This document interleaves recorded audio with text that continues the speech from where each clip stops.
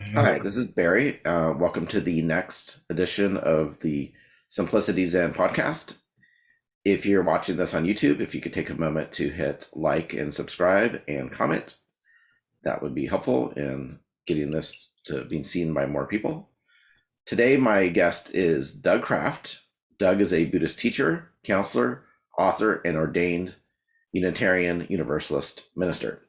He has a Master's of Divinity from Starr King School for the ministry in Berkeley. His most recent book is Resting in the Waves, and his website is easingawake.com. How are you doing today? good. Yeah, good. Oh, you're talking Um, to them or talking to me? yeah, yeah, both. Yeah. Hey, so do you know James Ford? He's Yeah, yeah, he's the other Universalist Unitarian minister Buddhist that I know. yes, Uh-huh. yes. So there are more of us now, but he was one of the forerunners Mhm. way back when. Yeah. So you guys are you, you more than know of him. You guys have communicated and stuff.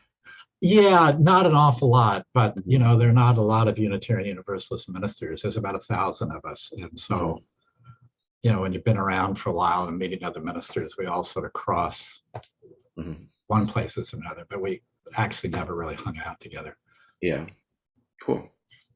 Um, so you want to talk a little bit about not so much how you got there, but kind of what you're doing today as far as practice and teaching and so forth. What are your touch points with people, how you're helping people, and so forth. So Yeah. you're retired as a minister, right?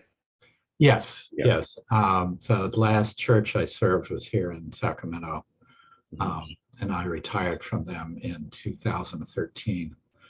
Um, and basically, the reason that I retired was I was just getting more and more into the Dharma, and I really loved being in the ministry and then liberal progressives and that whole scene, but I was looking for more time to spend exclusively, Mhm. with the Dharma. Yeah. Um, so maybe let's cover a little bit of biographical stuff. Where did you grow up, and maybe talk a little bit about your family and so forth. Sure, sure. Well, I was actually born at Boston Lion Hospital in Boston, Massachusetts, but I grew up in Houston, Texas. Hmm. My father was at MIT, and I was born in late April, and he graduated that June, took his first job down in Houston. And I used to say probably the worst place in the world for a Texan to be born is in Boston, or for a Bostonian to grow up is in Texas. So the two of them kind of cancel each other out. Um, I actually loved it in Texas.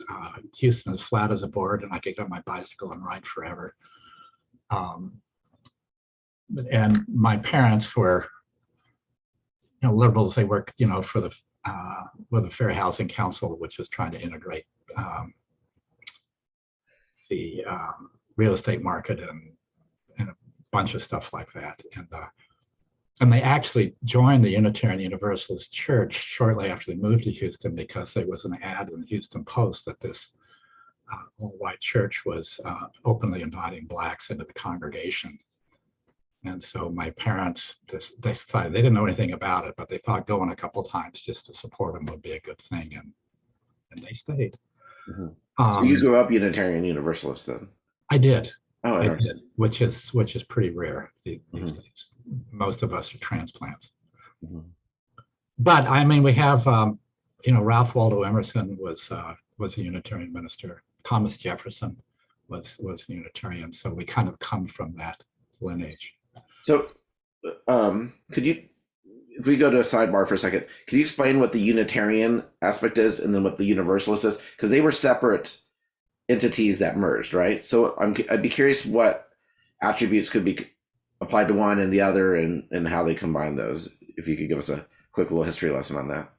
Yeah, no, it's actually pretty simple. Historically, the Unitarians were part of the intelligentsia.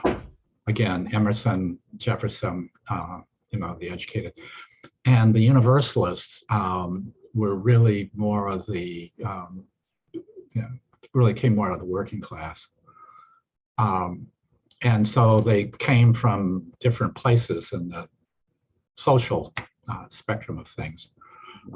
But what they shared was a common belief that Jesus was not uniquely divine in any way. He was probably a really great teacher and a good example, but but was fully human, and so that what he had to teach actually took on more power, because it wasn't like somebody. It was like, in some ways he was a normal guy, but obviously very inspired. And so that was the shared beliefs, and both of them were small denominations. And I think the Universalist Church of America was really struggling, back 50, 60 years ago. And so I think they had been meeting together nationally for conventions and stuff for a while, and they decided to merge. Was there? So you talked about their commonalities. Did they have any kind of differing beliefs that needed to be rectified or reconciled when they merged, or not really, because both of them really define, the religious life as how you live in the world. Beliefs are cheap. People can believe anything, and so both of them really came from the perspective that, to be worth anything, you really had to cultivate your own beliefs. They can't be passed down. You have to arrive at them in your own experience. In Buddhism, they would call it verified faith, something that you've actually lived. So there's really no fighting over doctrine, because we actually don't have one. Interesting. Yeah. Did they both have a professional clergy? Yes. Yeah. Yes, they both did. So when you were a kid and you would go to these meetings, like, could you describe what your experience was? Was there like a separate kids group, or were you in with the adults? How did that work? Well, typically, and I can't remember real young, but typically what happens is they may have the kids in for the first part of the adult service, which is something that maybe is slightly more kid-oriented or kid-friendly anyway. And then after 10 or 15 minutes, we would split. And I think my earliest memories in Sunday school was playing with dinosaurs. Because we were studying evolution, which, in Houston in the 50s, I mean, I didn't know the difference, but I guess that was pretty radical. But for me, it just, made a whole lot of sense. It's crazy to think about. That was radical at one point. Yeah, isn't that weird? So did you have like spiritual feelings? Did you have a sense of the divine, or did you think about life and God and spirituality? I mean, even if you didn't articulate it in those terms to yourself, was that kind of part of your reality as a kid? Oh, yes.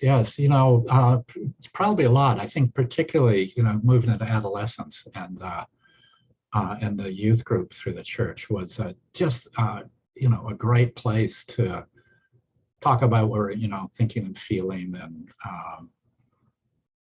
and people are pretty wide open to, a broad set of, beliefs and conclusions. But at the same time, weren't afraid to challenge it on stuff. So it was really a great environment. And it was also through them that I first got into, getting my feet wet in terms of, my family moved to New Jersey when I was just before I went into the 10th grade. And so we joined the Unitarian Fellowship in Northern New Jersey. And they had a project that was where on Saturdays I would take it up. I'd take the train into Spanish Harlem, and there was American Friends Service Committee up there. That what? I'm sorry. American Friends, the Quakers. Okay. Service Committee had a little office up there, and there were just lots of kids who, were living in Harlem up there, but didn't get out and around. And so part of my job was to go in and get a bunch of kids, so we go down to one of the museums, or, take them around to places around the city. And so that's when I first got into really pushing myself out into other groups. Mm-hmm. Would you say your family believed in some sort of divine reality or divine being, or was it mostly kind of sociological, your relationship with the church? Yeah, well, it's not really an either or, because there was again, I think, with them appreciation for talking about those particular issues, but a divine being and the supernatural. My father was an engineer. Was it what? I'm sorry. He was an engineer. He was Okay. a marine engineer. He built actually tankers and oil centrifuges. Who designed them, but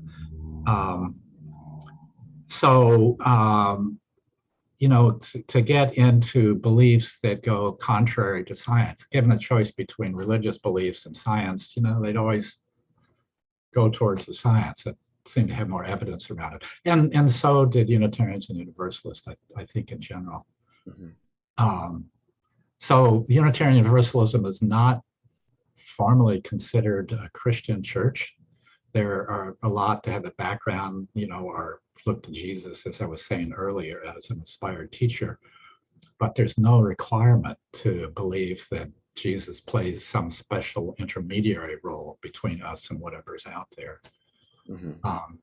And so those were issues that were talked about, but there was never, you got to sign on the dotted line or push somebody, one direction or another. Mm-hmm.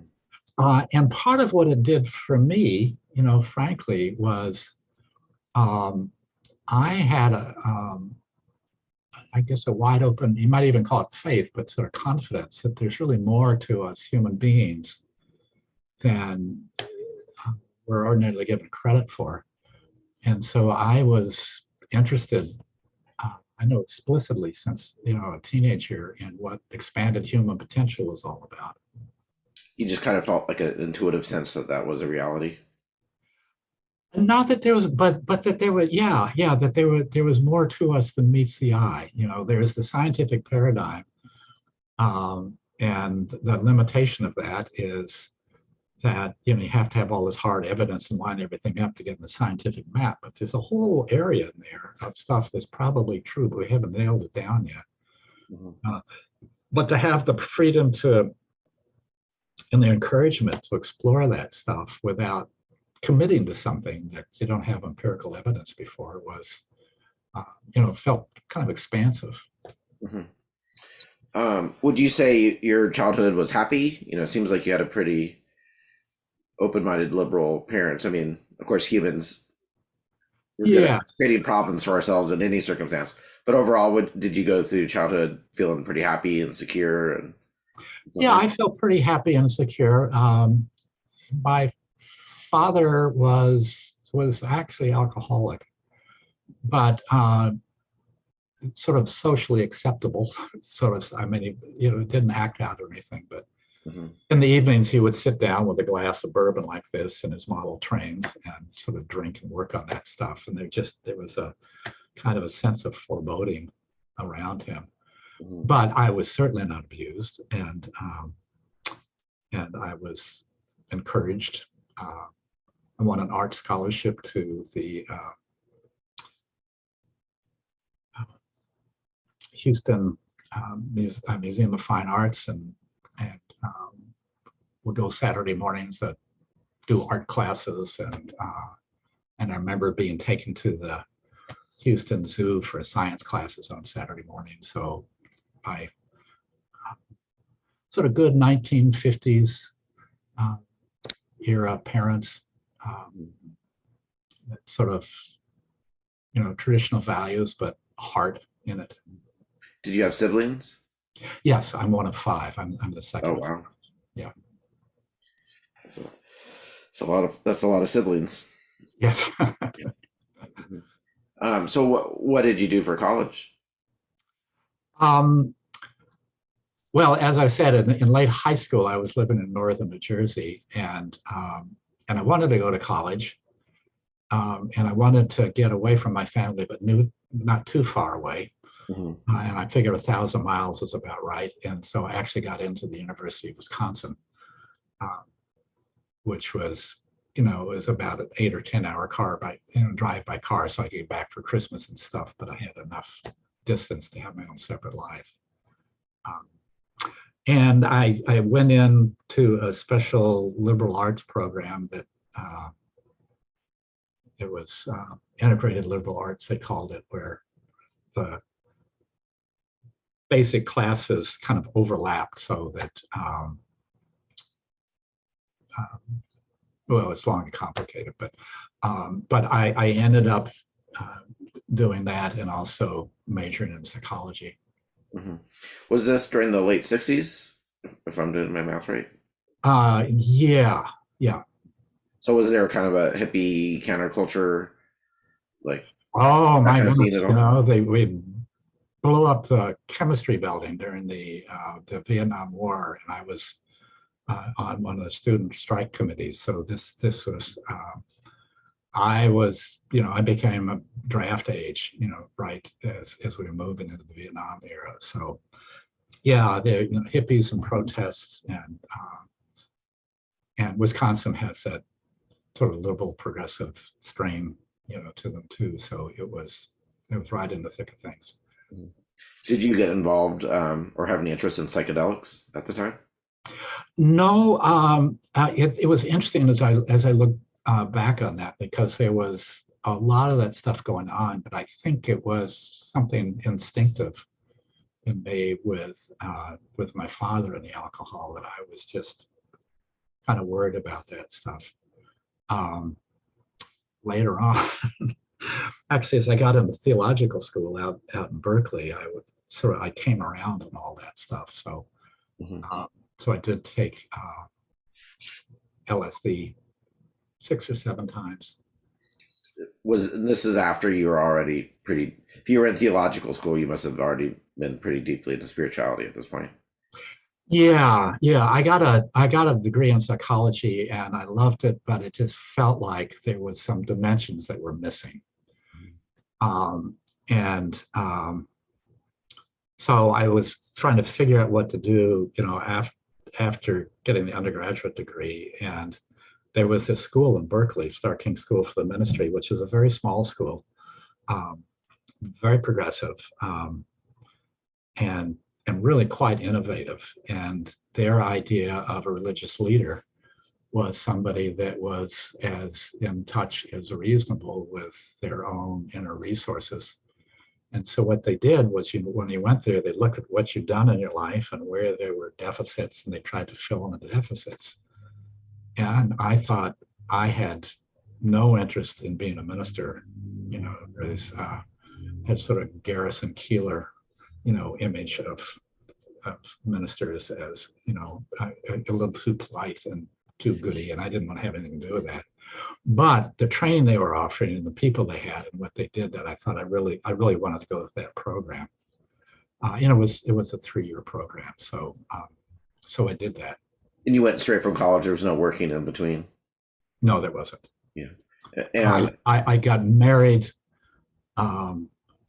like days after graduating, and then that fall, my wife Erica and I moved out to Berkeley for me to start theological school. are you guys still together? Yes. We took a sabbatical, like our 3rd or 4th year from each other, but somehow we got back together, and we've been married over 50 years now. Wow, that's great. So by the time you went, when you were in college, or by the time you got to the theological school, do you have any specific interest in Buddhism at that point, or was it more just general spirituality? It was general spirituality and and mysticism. In the Christian sphere, it was St. John of the Cross and Meister Eckhart and some of those dudes that were really far out had some appeal to me. Again, not the theology behind it, but the way they looked at life. But no, there was nothing. I was aware of Buddhism, but just as something out there in the smorgasbord in the world at that point. and at that point, if I understood you correctly, you had no interest in being a minister at that point. I didn't. Yeah. What did you see as your career goals then? I had no idea. I had no idea. And again, this was the hippies, countercultural stuff. So having to nail down a track was not that high a priority. But what kind of happened was I didn't know what I wanted to do, and Erica, my wife, had said, "Well, you actually come this far, and if you're not sure what you want to do, why don't you give it a try?" Being a minister. Yeah. Mm-hmm. So, yeah, I took a little itty bitty tiny church in north central Massachusetts. As the head Unitarian Universalist minister? Yes, I was the head lead minister, which gives very much the wrong impression that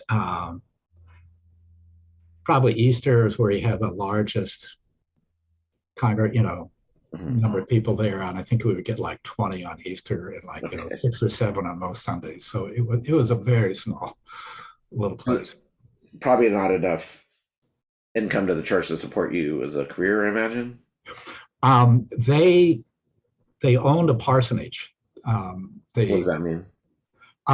So it was the old New England system where there would be a church and there would be a parsonage, which was a house, because the ministers didn't own houses, but they had a house for the minister. Okay. So I had a house, an uninsulated 300-year-old house, and a part-time salary, just kind of enough to squeak by on. Mm-hmm. Was your wife able to find work out there? Yes, she found work in one neighboring city. She worked at a crisis counseling center and drug treatment programs. How did you like being a minister at first? Well, it was weird, and it didn't. And there was some stuff that I liked about it. This particular congregation, it was very, very small, but they had a couple people in that who had contacts with people, around the world. And so we had Daniel Ellsberg came and spoke at my church, just right after he published the Pentagon Papers. Lonzo Del Vasto, Shantidas, who was in Gandhi's inner circle, came and spoke at my church. And so we had lots of that stuff going on.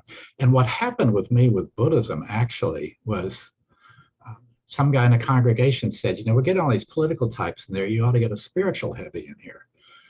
And I thought, well, who do you want? And he said, well, why don't you have Ram Dass come? So I think I had probably leafed through Be Here Now at that point, but I didn't know. But I wrote to him.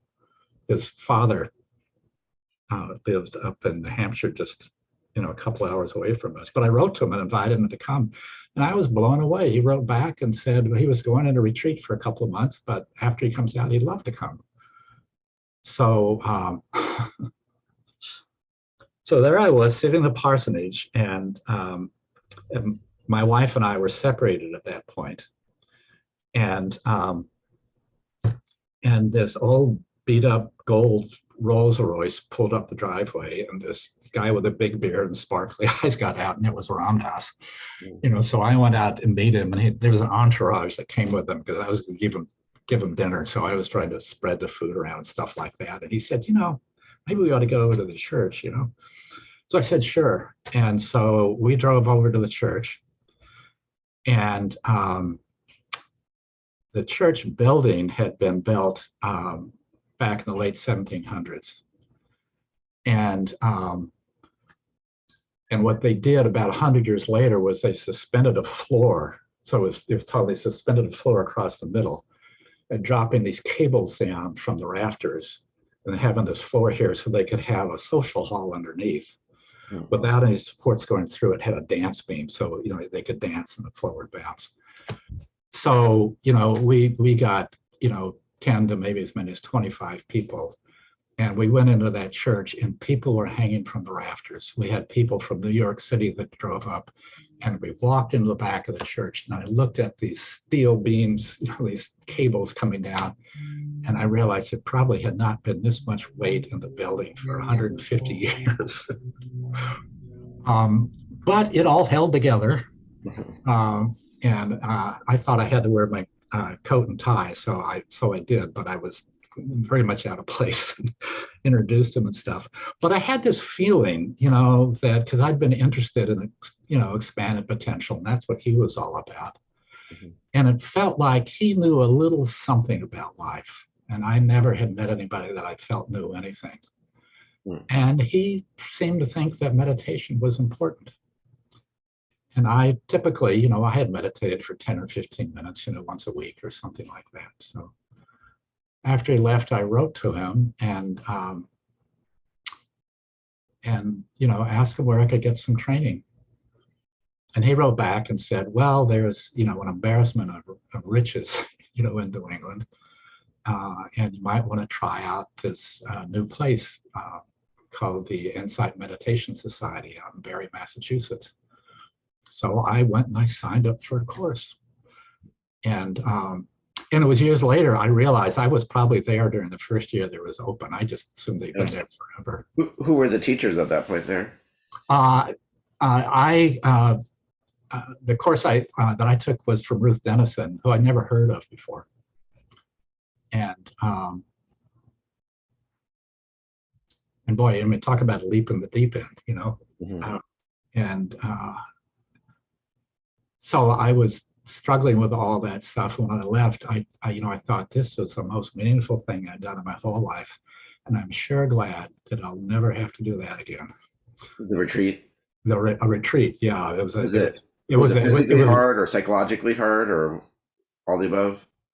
Well, my body hurt, and I was just to sitting that long, and my mind was crazy. And I don't think she was actually the best of teachers for me.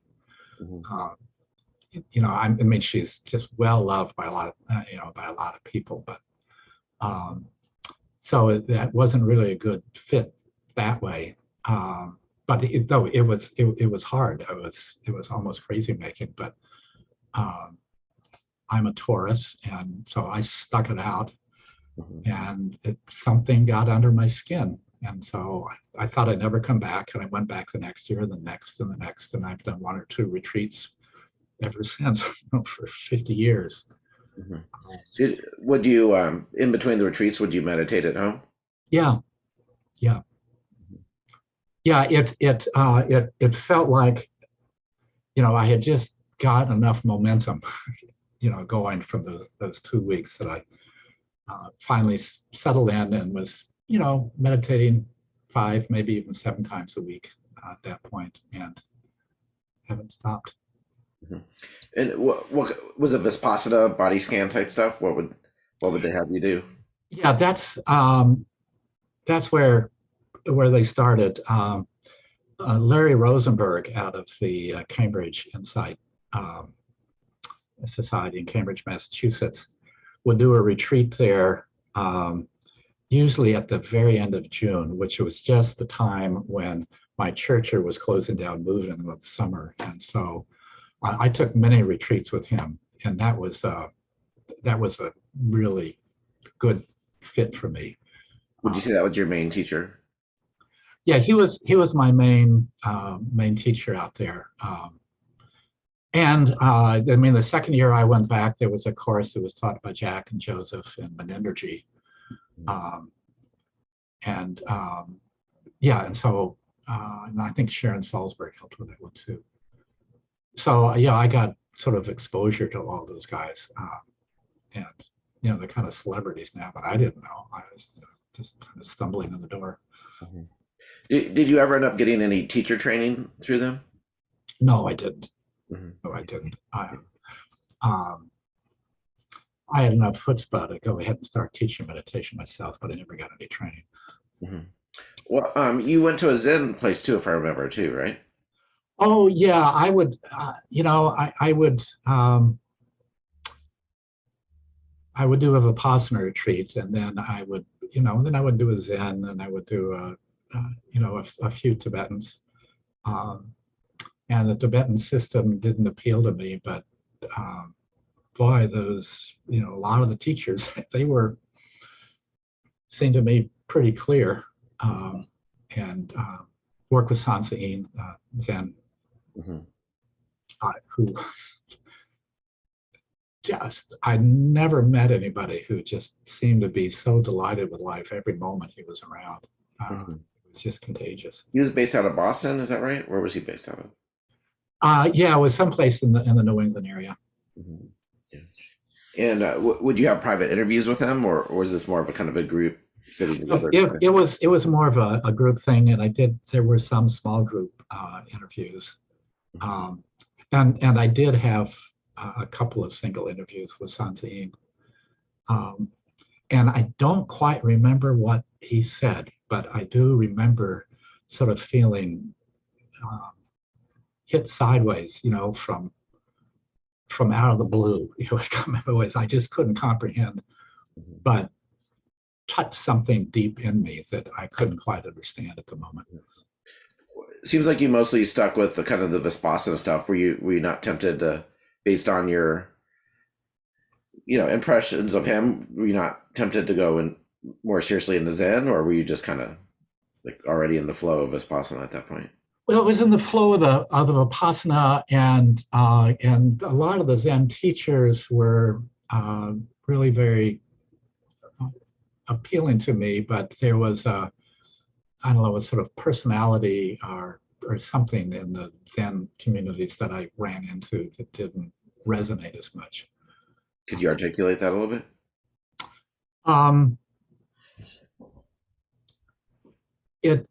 It felt to me that some of the Zen people were trying to be self-consciously crazy. Not really, but sort of purposely, saying weird things that were not necessarily coming from as much of a grounded place. And I could see it because, people like Sansain would do that too, but it just felt completely integrated. But there was an imitation of that.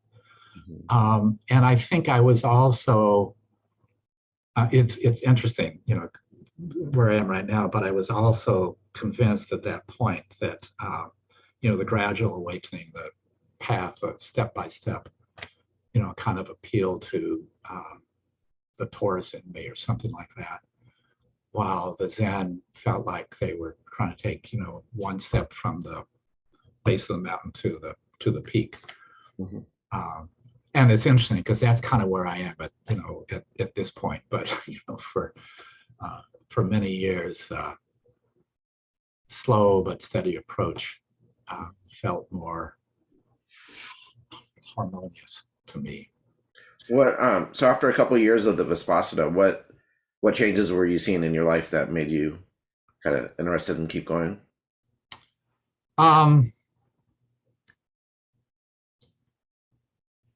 Well, there was a couple of things, and it's hard to separate them out. One was that I alluded to back, in theological school, and for a while after that of taking LSD, maybe once a year. It's only 7 or 8 times, but I was chronically depressed, and I think that was, coming out of my early childhood, and so I was trying to get therapy and trying to come at it from all kinds of different angles. And particularly the LSD was the first time that I had experienced something that seemed like me, that was really beyond the depression. And there was also an inkling that this wasn't the drug. I mean, the drug was a catalyst, but it was tapping into something else. And so that sort of opened up, some possibilities. Was this while you were already established in the Buddhist meditation, or was this kind of triggered your interest in it?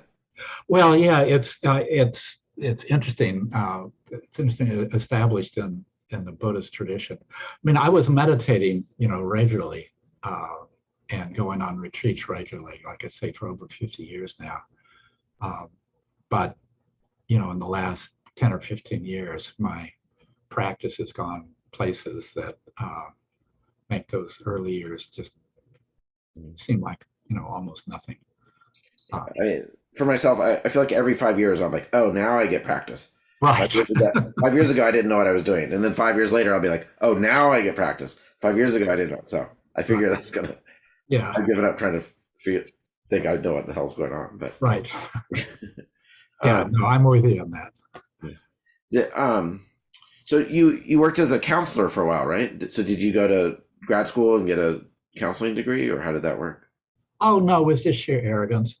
I've,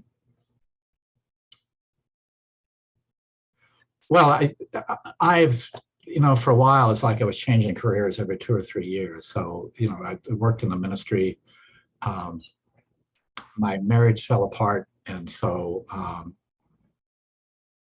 and there was stuff opening up. I was a meditation practice. And I figured out that if I wasn't paying room and board, I could live on practically nothing. And so I sold my little pickup and gave my furniture to friends, and I went and I hitchhiked for a year. Spent some time at the Lama Foundation in northern Mexico, and lots of different things. And then during that time, while I was away, I had a little contact with my then ex-wife, and it sort of looked like we might be able to get back together. So I came back. So did you guys actually divorce and then remarry at some point? We never actually divorced. We just Okay. separated. And we were separated for maybe, I don't know, a year and a half, something like that. And so I came back, and so we started to settle down. And so I needed a job. And so I started this counseling center for street kids, which I ran for 3 years. And during the process of that, I realized I really liked working with communities, but I would like to work with communities of all ages. And the only institutions around that really do that are churches. And I was already ordained at that point. So I went back and became the minister of another small church. It was a lot larger than that little tiny one, but and did that for a number of years. And then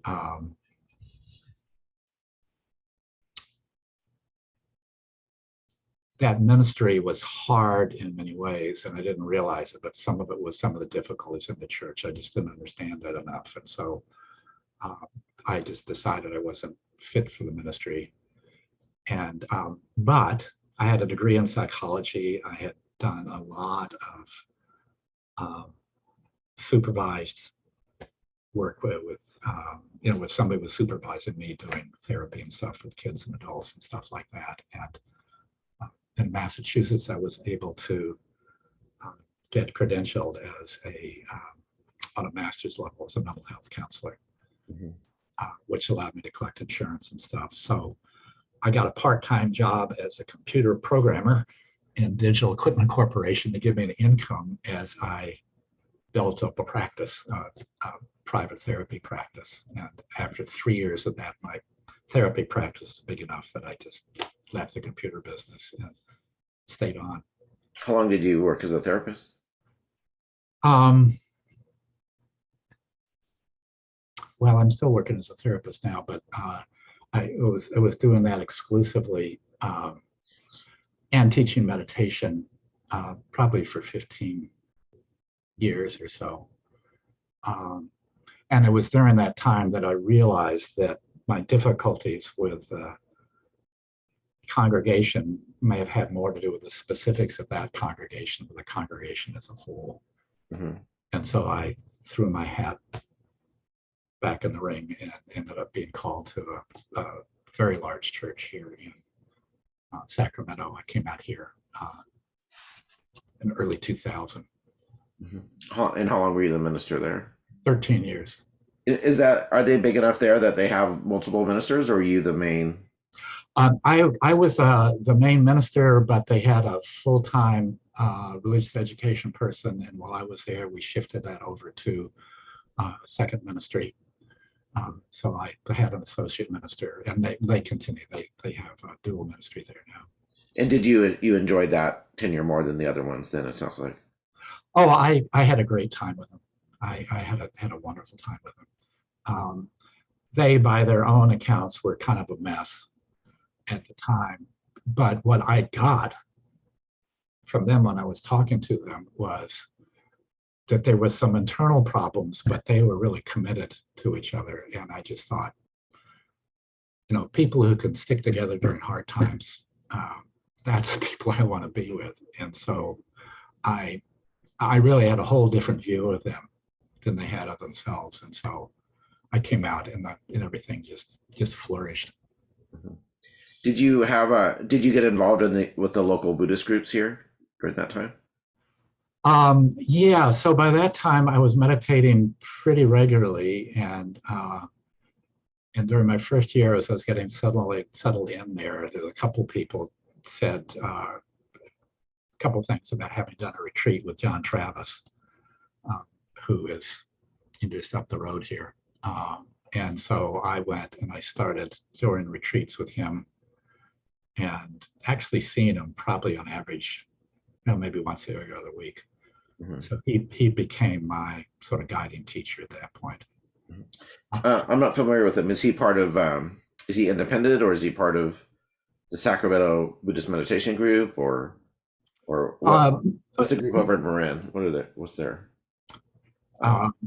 Spirit Rock. Yeah, Spirit Rock. Is he part of that organization? Yeah, no, he was Jack Kornfield was his main teacher. Jack Kornfield still came in as a young man and okay. Helped bring him along, and so he was a deeply respected Spirit Rock IMS, the whole mm-hmm. senior teacher in those lineages. Yeah. Would you visit the local Buddhist groups like Sacramento Buddhist Meditation Group, or there's a Vipassana group, I forget what they're called, and then I guess at that point it'd be called Iron Bell, the local Zen group. Would you visit? Yeah. This man, I was out here just a little before Iron Bell got started, and the one you were trying to get a hold of was the Sacramento Insight Meditation. Mm-hmm. So yeah, I started visiting those, and yeah. Cool. And here you are then. That was kind of leads you up to the present, right? So, yeah. So you started writing, but when was your first book published? Well, I'm laughing because the first book I tried to write was embarrassing, but it shows what my interest was. I was trying to. This was before I moved out to California, and I'd always been fascinated by this phenomenon of self. And so I wrote this book about all the different ways that we create a sense of self. And writing in it was just really terrible, but I didn't understand it, that at the time. So when I was out here, a lot of energy goes, into creating sermons. And so that was a lot of my training. And what was happening for me, well, I have to go way back. Larry Rosenberg, the Cambridge Insight. It was the third or fourth year I was doing retreats, and he did a Dhamma talk on the Anapanasati Sutta, Discourse on the Full Awareness of the Breath. And it was the first time I had heard a Dhamma talk that was actually structured on top of a sutta. Mm-hmm. And he mentioned that they were, it was about jhanas.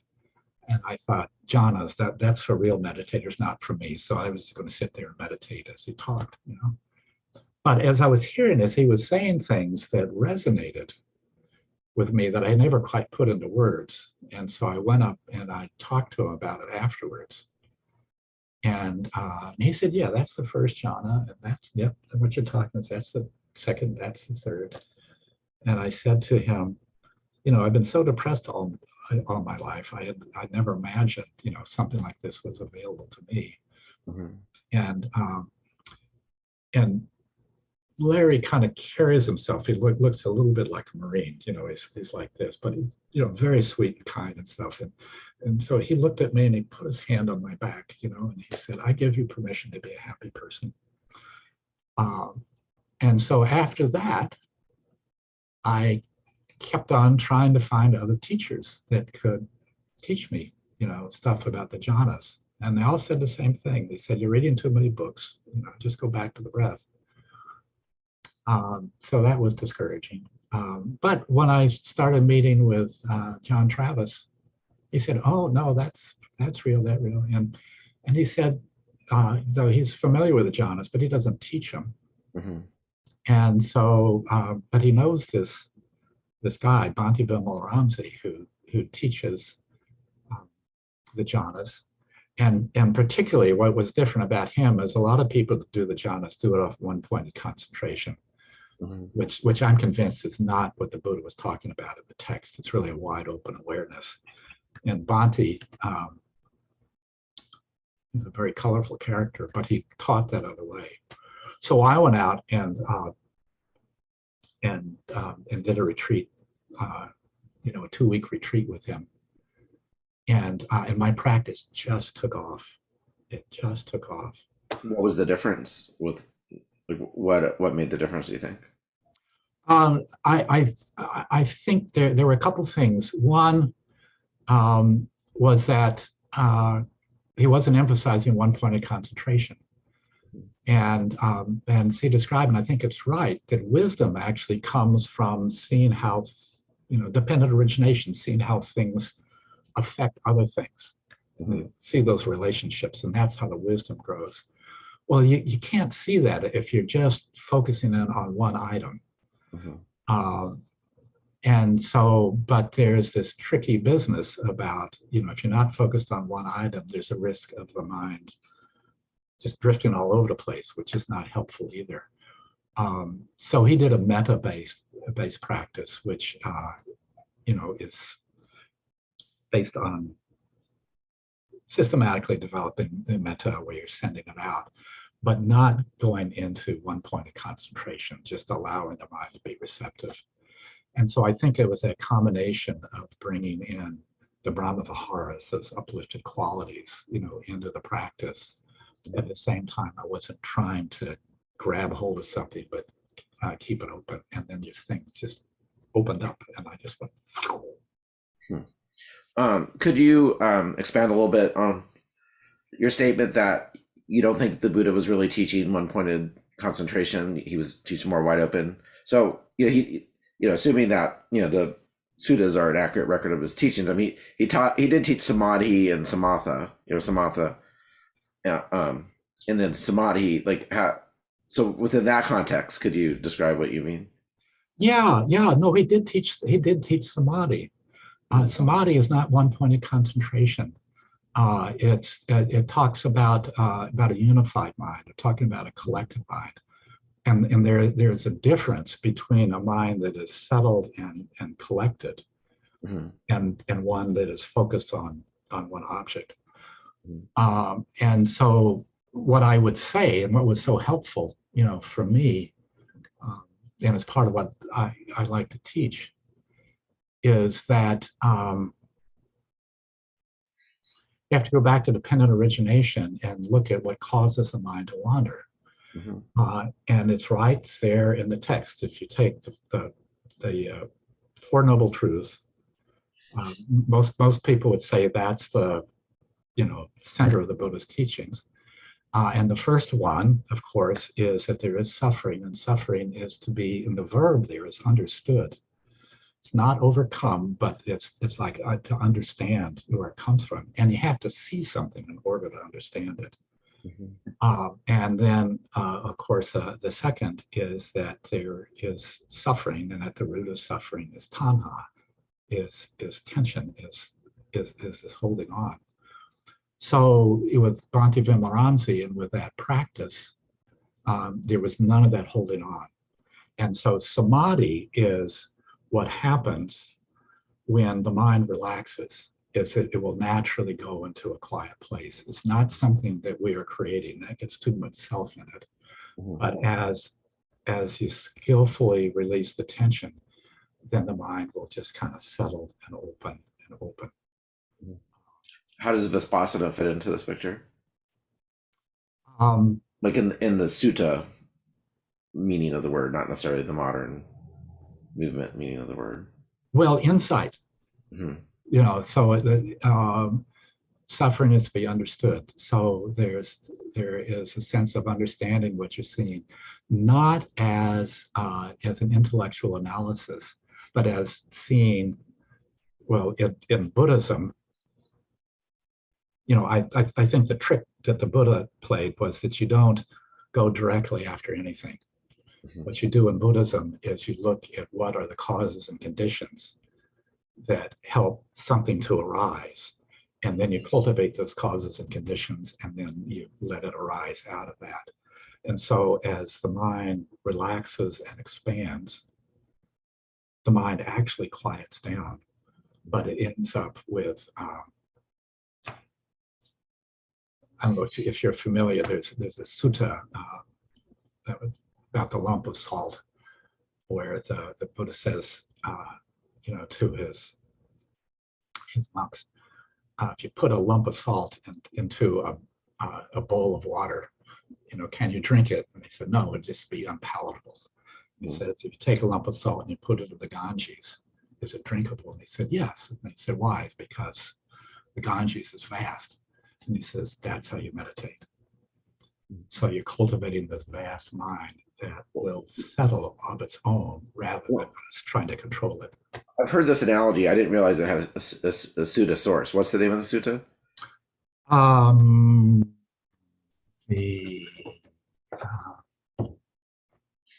This is the book I'm working on now, and let me just be sure I get it right for you.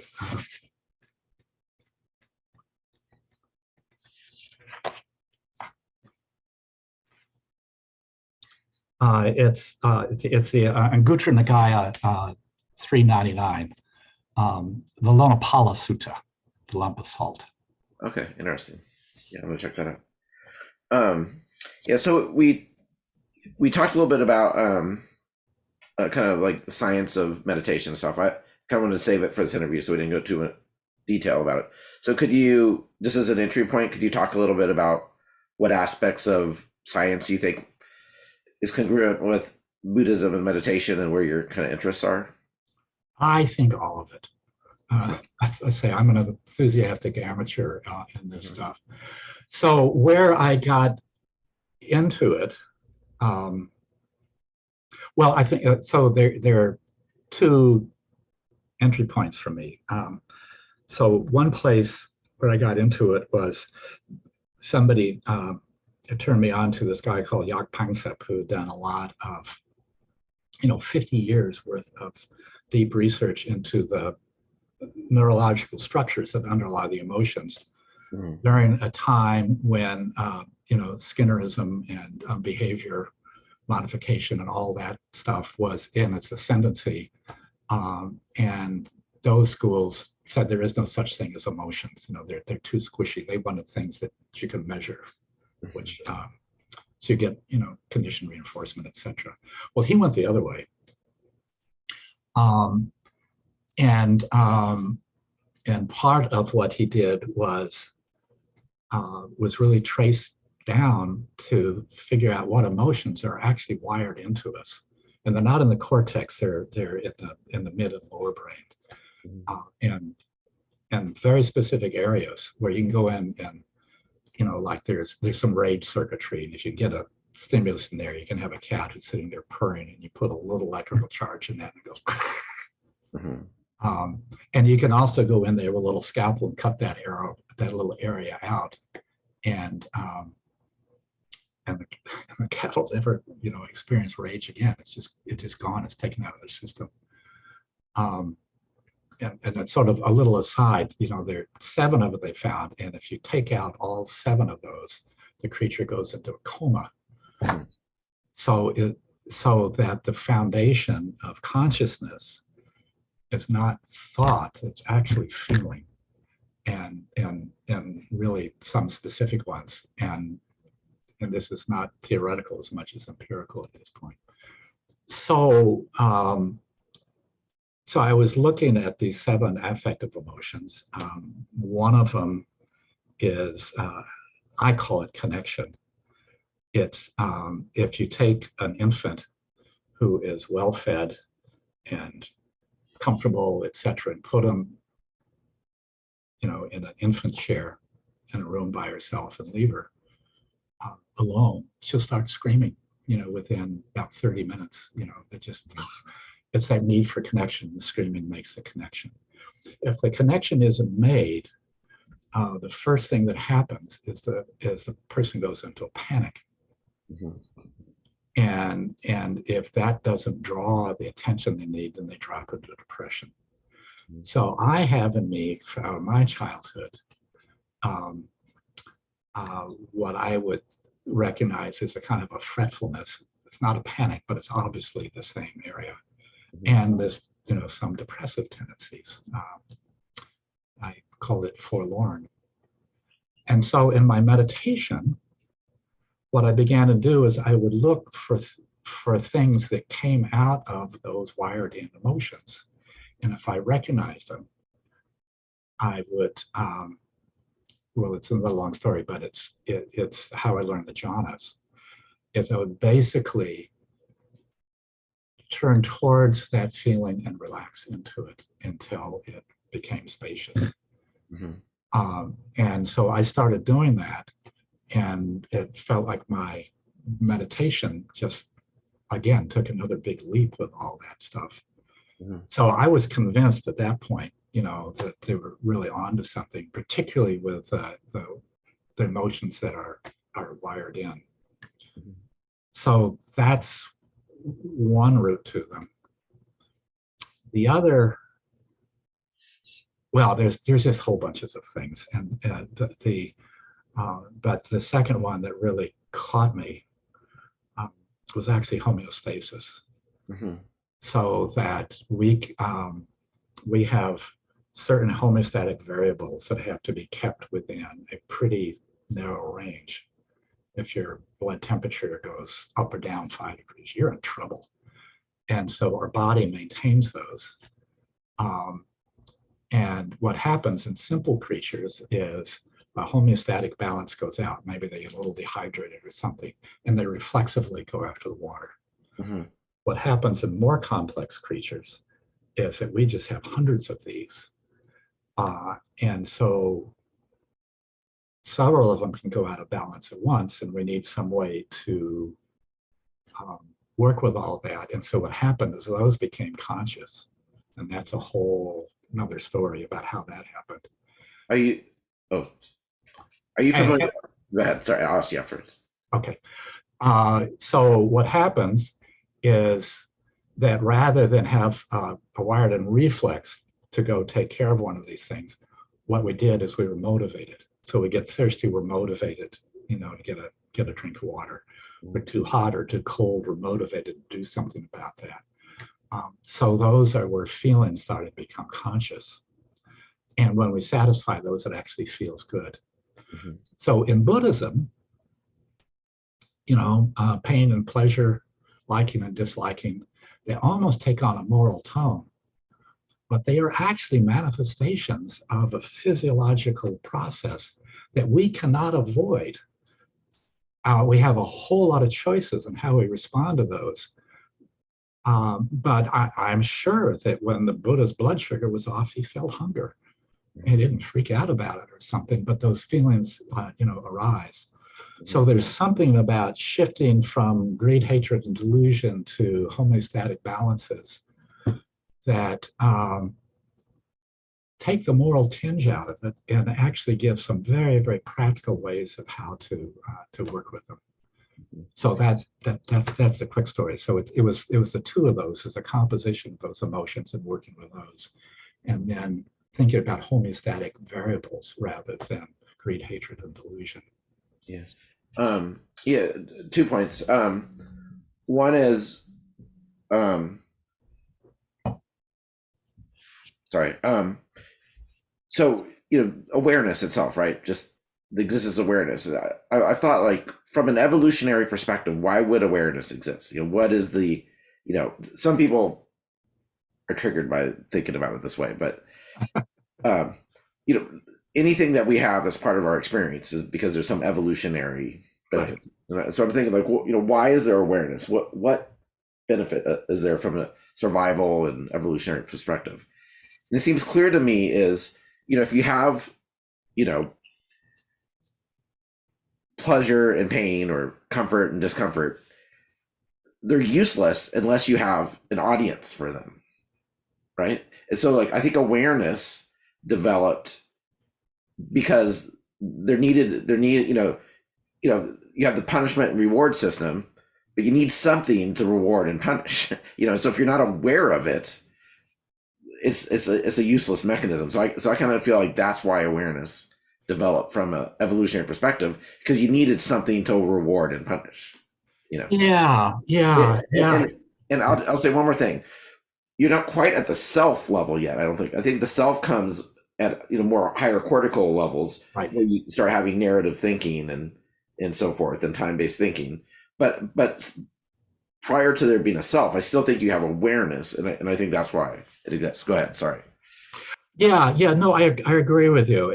But if you go back to homeostatic model, so one homeostatic variable that you want to keep in its range is keeping your body intact. Mm-hmm. You get clawed up by a bear, and your genes are gone from the gene pool. And another one is, we're talking about blood sugars and nutrients in the blood system. So there's a guy or a woman, and there's a bear walking down the trail,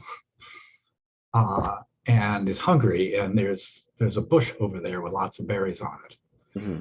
And so I have to make a decision about which one of those variables that they're going to take care of. If it was just wired in, then you lose a whole lot of flexibility. Mm-hmm. But I think what happened is that they became conscious, and both of them were experienced as discomfort. Mm-hmm. And another thing that Buddhism, I think, does very poorly is they talk about greed, hatred, delusion. But when something hurts, the feeling of physical pain is very different than than hunger or feeling lonely. So the quality of the feeling is very important. So there you've got somebody there with a bear and a bush, and can feel the discomfort from both of those. Mm-hmm. But while they're pushed to act, they are not. It's not reflexive. Mm-hmm. So free will comes into it, and they make some choices. I agree 100%, definitely. Yeah. Cool.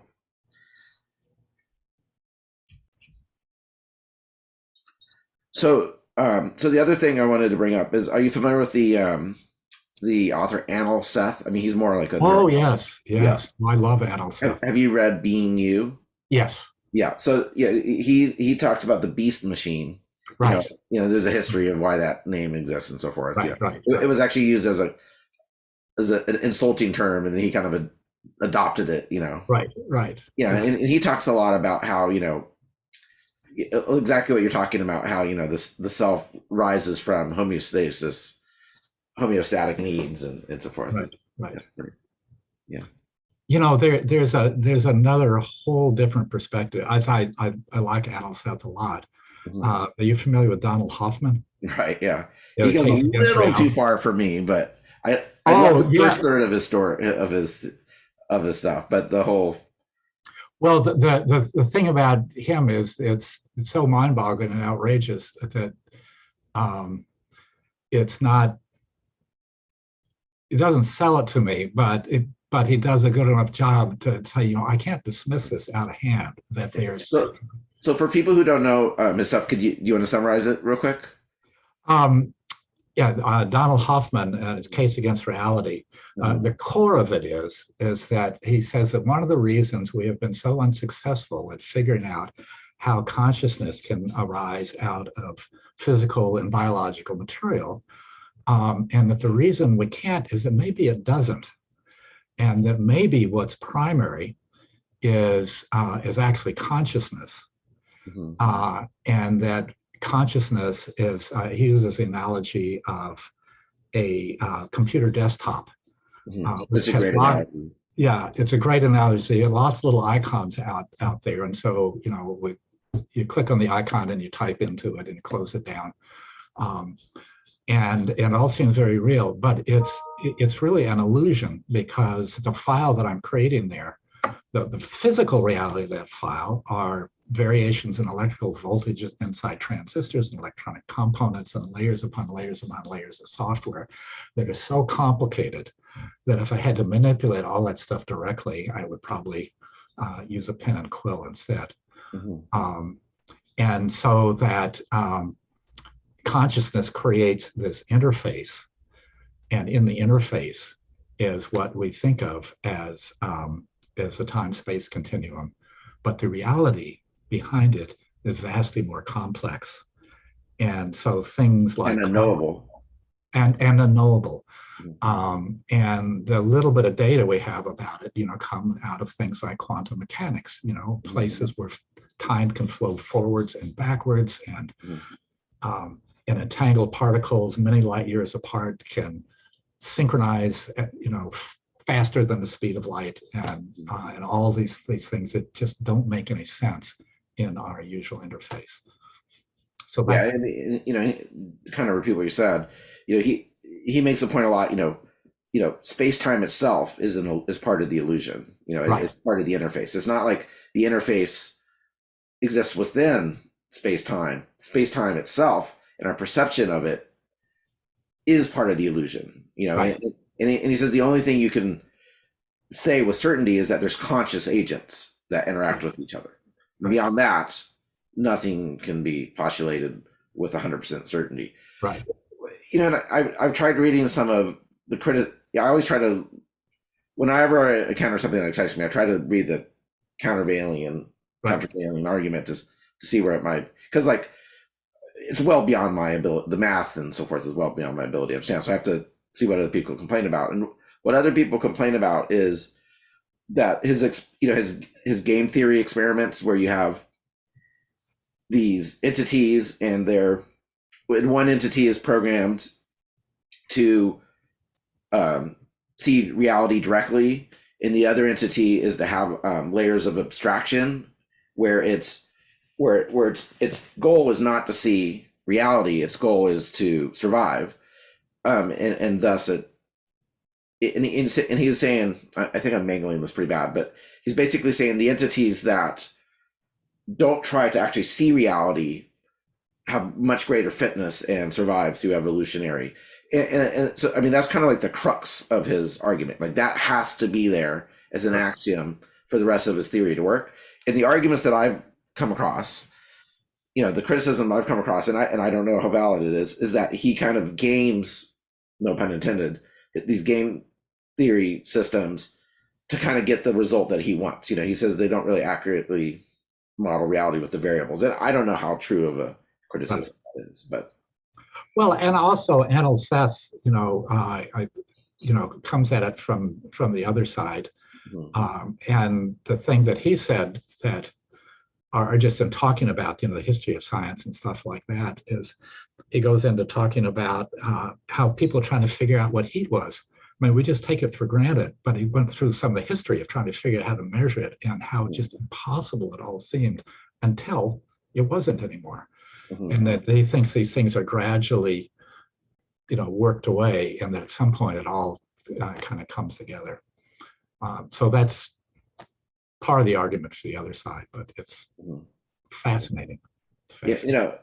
As I think I'm kind of, my main window into practice these days is kind of the scientific perspective. My scienceofzen.org website and so forth. So I'm very predisposed to being sympathetic to a scientific view of practice and life in general. Yeah. But I have to say, based on, mystical experiences I've had, I'm not entirely convinced that consciousness is tied to physical body. And it's not like out of body experiences or anything. It's not like I've been floating above myself or anything like that. Because I think even that can can be explained. There's the posterior cingulate cortex, and if it gets messed up, you have a different view of your body, and that kind of explains out of body experience and so forth. But in kind of my most peak experiences I've had, it really felt like consciousness was it. It was the base of which everything kind of. I can't, and even saying that doesn't even come close to really explaining it. But it seemed self-evident that awareness was not me. It was not tied to this body, mind, physical lump of meat. It's just an intuitive sense, and maybe that's just my brain trying to understand something that's so illogical that it can't. But I can't shake that intuitive, sense that I had from And also, I think from the Buddhist perspective, is he's got nothing to say about this stuff. I mean, his primary thing was to find some way to mitigate suffering. Mm-hmm. So he wasn't interested in philosophy or even science. He was interested in phenomenology and the phenomenon of suffering. And his conclusion was that if we cultivate awareness, that as it gets clearer and clearer and clearer, that eventually will mitigate the suffering. And who cares what the mechanisms are? Right. The whole analogy of the soldier who gets shot with an arrow, and they're like, let us take the arrow. He's like, no, first I have to know who shot it and what angle it came from and what kind of wood was the shaft, Right. Yeah. In the whole science of Zen thing in general, you can ask, what's the utility of it, right? Yes. Because it is really arguing about what kind of wood is in the shaft, what was the angle of the, because it really does fit in that category. So it's a fair question of, why even. Yeah. Well, yeah. And as I said, go ahead. Okay, thanks. And then, but to me, the utility is that I think it's when some people, when they see there's some scientific basis for this practice, I think it motivates them to practice. Because I've had a number of people who've reached out to me and said, like, I never really, it sounds like I'm bragging. Sorry. I wouldn't have said it this way if I realized it doesn't sound bragging, but here I am. But they said, until I saw it presented this way, I was never really motivated to practice. But because there are some, objective truths that, this is what meditation does. This is how the brain works. This fits into the, the basic Buddhist understanding of dukkha and the cause of dukkha and cessation of dukkha, right? And when people saw it laid out with some, scientific explanation and some degree of quantification, even, they were motivated to start practice. And so I think that's the utility, Oh yeah, I agree with you completely. And as I was saying in the beginning, that science is the one place.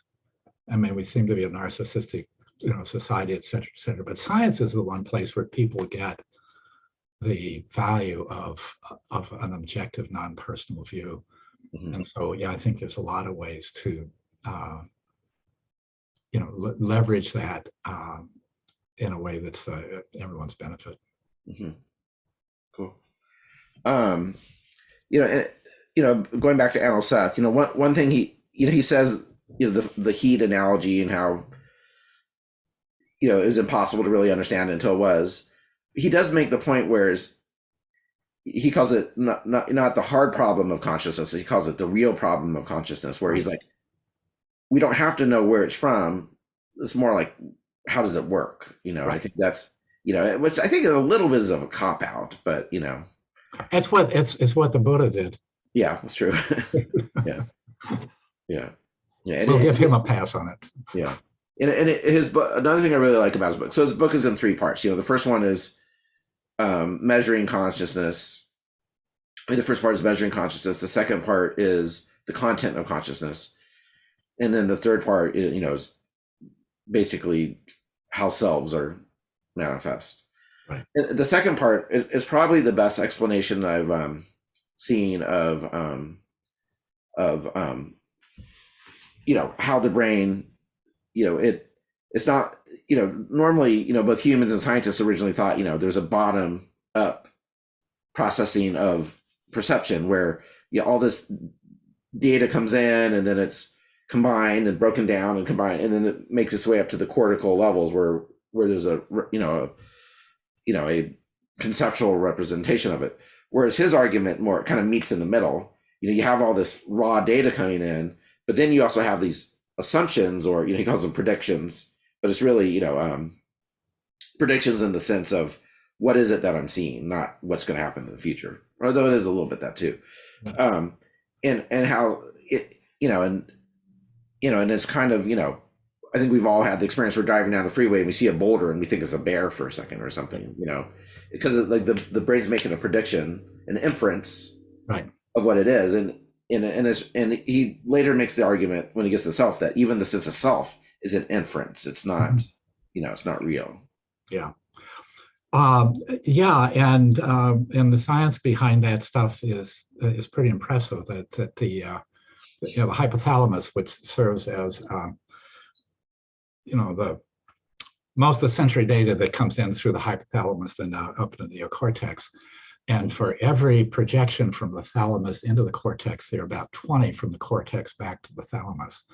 Mm-hmm. So the brain is always feeding at a rate of about 10-to-1 information back to the thalamus as to what to expect, which is the sort of neurological foundation of what you were talking about how the brain actually filters. And it's interesting, though, for people, listening to this, if you just kind of pay attention with this stuff in mind as you walk around, you can begin to see, how much that you just assume before you actually see it. Right. Yeah. And then there's the whole, which is obviously be an episode in and of itself, but then there's the whole default mode network with its layer of conceptualization over everything. We have the perception, and then we have the story built upon that perception, and that's a layer of inference and so forth too. It's you see a pencil and you think like, okay, it's a pencil. There's no value there, but then you can have a story. Oh, that's my daughter's pencil. Now you have an evaluation narrative that adds on to it, and I think that's where in a lot of ways where the suffering comes in, because that narrative is setting up expectations, and the Buddha says in the second noble truth, it's basically blown expectations that causes suffering, and so that's where I think it kind of, the circles kind of close with the neurobiological view is when you get to the conceptualization, and this is obviously my Zen background, we're all about non-conceptualization, right? But when you have this narrative sense of phenomena and how it relates to you, and then when those expectations are blown, boom, you got the second noble truth of suffering. Yeah, and then to bring that all back into practice, there's also a question about what drives that, daydreaming and modeling and the default network, etc. Right. And Buddha would say it's actually tension. And so if rather than try to stop that whole network, if as you're practicing, you see this stuff, and if you see any tension, you just, let it soften and let it soften. And then after a while, as the mind gets quiet enough, all that conceptualizing just stops, because without tension. And it's a very sweet tension in some daydreaming, but there's still a tension in it. And it's that relaxes, then the mind clears. And we have a little more direct view of reality. Definitely. Cool. Is there anything else you want to cover before we wrap up here? Oh, not that I can think of at the moment, but okay. We could probably come up with 20 other topics in no time. Right. Yeah, we can always do part 2 as well. So the best way, I imagine, for people to get a hold of you is easyandawake.com. Is that right? Yes. Okay. Yeah, if you want to get a hold of me directly, there's you'll find a contact sheet there. I think it's a couple of places on the resource. It's on some of the menus, the home and the other one, where you can just type in something to me, and my website will send it to me. Cool. And what's your next book that you're working on? Well, this is proof of it. It's called Presence. Okay. Well, maybe we need to do that backwards. I guess we can't. No, that's right. That's right. Yeah, and hopefully that'll be out in a couple months. But my editor was in a car accident, so that slowed things down a little bit. Yeah. Cool. Well, looking forward to reading it. Thank All you. right. Well, thank you. Appreciate the time, and look forward to keeping in touch. Take care. Thank you.